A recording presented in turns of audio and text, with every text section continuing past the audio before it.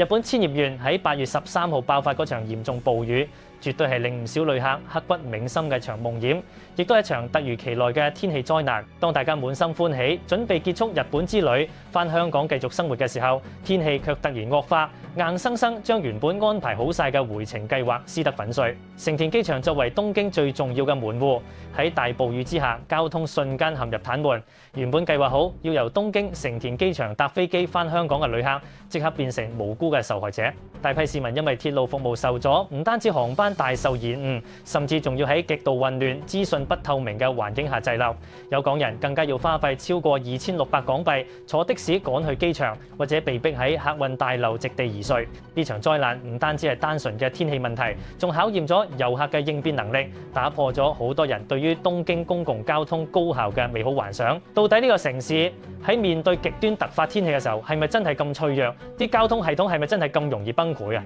今集我哋就一齊嚟深究一下呢場令人狼狽嘅港人回港記，睇下大家喺災難面前嗰種真實嘅無助與掙扎。呢場突如其來嘅暴雨喺8月13號正面襲擊千葉縣，帶嚟嘅破壞力絕對唔講得笑。雨勢之猛烈，令來往東京成田機場嘅鐵路系統幾乎全面停擺。咁對於好多準備返屋企嘅港人嚟講，呢個消息簡直係晴天霹靂，因為成田機場距離市區有一段距離，旅客出入平時完全依賴火車同地鐵接駁。當呢啲交通動脈斷開，機場就好似變咗一座孤島咁，旅客根本進退兩難。根據香港機場管理局嘅統計資料顯示，截至14號早上10點，已經有大批往返兩地嘅航班受到嚴重波及，19班昨日嘅航班被迫延誤，加上今日陸續增加嘅班次，受影響嘅人數絕對係以千計。大家拖住沉重嘅行李喺車站同機場之間來回奔波，面對住冇了期嘅等待，心入面嗰種焦慮同無助，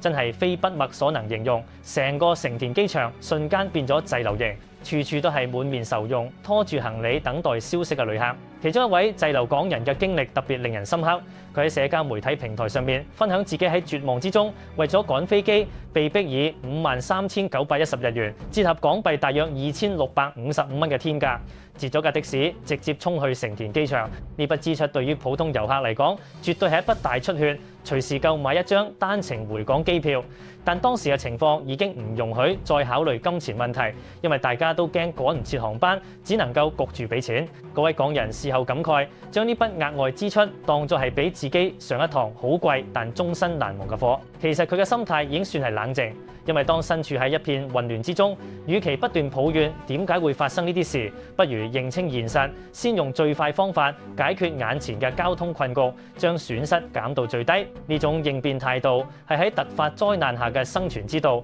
亦都係今次事件中少數令人感到釋懷嘅地方。同時亦都反映出旅客面對突發狀況時嗰種極其無奈嘅抉擇。呢次事件最值得深思嘅地方係徹底打破咗東京平日俾人嗰種高效有秩序嘅刻板印象。平時我哋去東京旅行，總係覺得當地公共交通準時得驚人，任何狀況都有應對方案，亦都好少會出現癱瘓嘅情況。但今次暴雨帶嚟嘅旅客擠擁同交通混亂，令成個城市嘅系統瞬間繃緊。當所有人同一時間要揾車、揾房，原本看似完備嘅資源即刻變得杯水車薪。唔少經歷過嘅朋友都感嘆，東京雖然可以好有秩序，但當災難性嘅突發情況出現，資源嚴重不足嘅矛盾就會浮現，酒店全部爆滿，的士一車難求。呢種系統性嘅崩潰顯示出大城市喺極端危機下其實係好脆弱，靈活性遠遠唔係大家想象中咁高，甚至會出現停滯，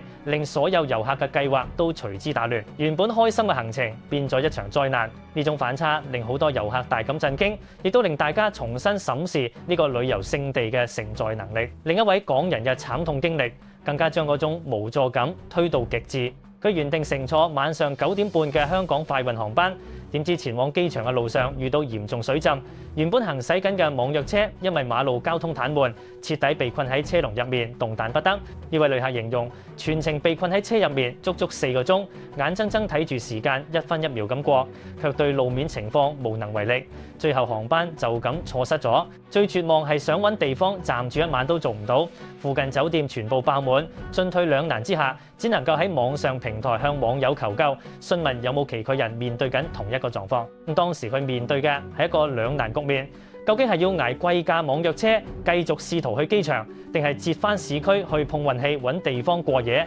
呢種無助真係令好多經歷過同樣遭遇嘅人感同身受。大家只能夠喺互聯網上互相取暖，試圖喺災難中揾出一條生路。去到機場之後，情況亦都冇好過幾多。機場客運大樓入面簡直係人山人海，排隊嘅人龍長到睇唔到盡頭，全部都係拖住行李等待消息嘅旅客，臉上充滿焦慮同疲憊。有現場嘅網民形容，實況比起睇相片更加誇張。大家因為航班延誤或者臨時改行程，被迫長時間滯留，甚至有人要鋪睡袋，直接瞓喺客運大樓地板上休息。嗰種畫面真係見者心酸。資訊嘅流通喺呢個時候更加顯得混亂，好多旅客話根本收唔到具體嘅航班復飛資訊，只能夠盲目咁排隊，希望可以拎到一張機位或者得到航空公司嘅協助。呢啲畫面透過社交平台傳開去，唔單止反映出滯留旅客嘅狼狽，亦都揭示咗喺大型交通樞紐面對崩潰嗰陣，普通旅客究竟有幾渺小同無助。大家只能夠隨遇而安，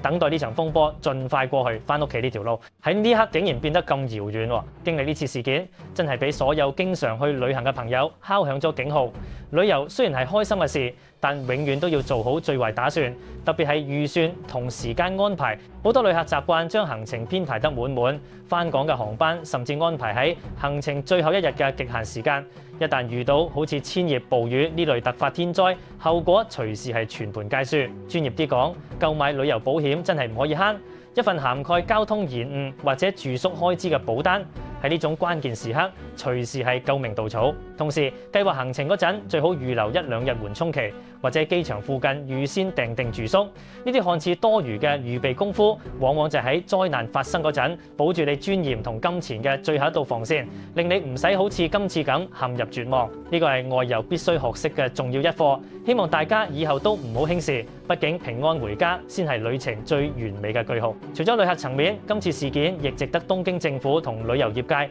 去反思城市嘅危機管理能力。作為一個國際級大都會，點樣喺極端氣候之下維持最基本嘅交通運作，係一門相當重要嘅學問。今次千葉暴雨令到鐵路停擺，成個城市嘅連結就好似斷咗線咁。雖然話天災無可避免，但係對於嗰啲滯留喺公路冇飯食、冇地方瞓嘅旅客嚟講，事後嘅補償機制同應變措施係咪足夠，係好值得檢討。咁當成千上萬嘅人滯留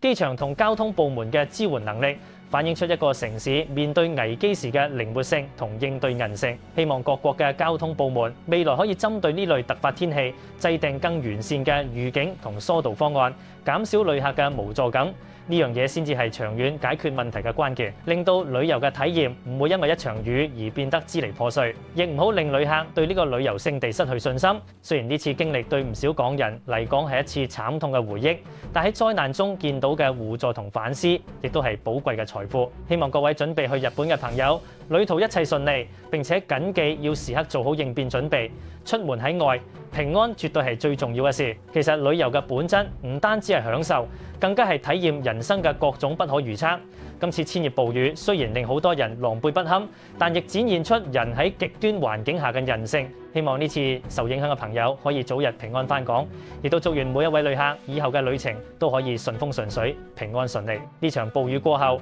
希望大家都能夠學識喺變幻莫測嘅世界入面保持冷靜，並且永遠為自己嘅安全預留後路。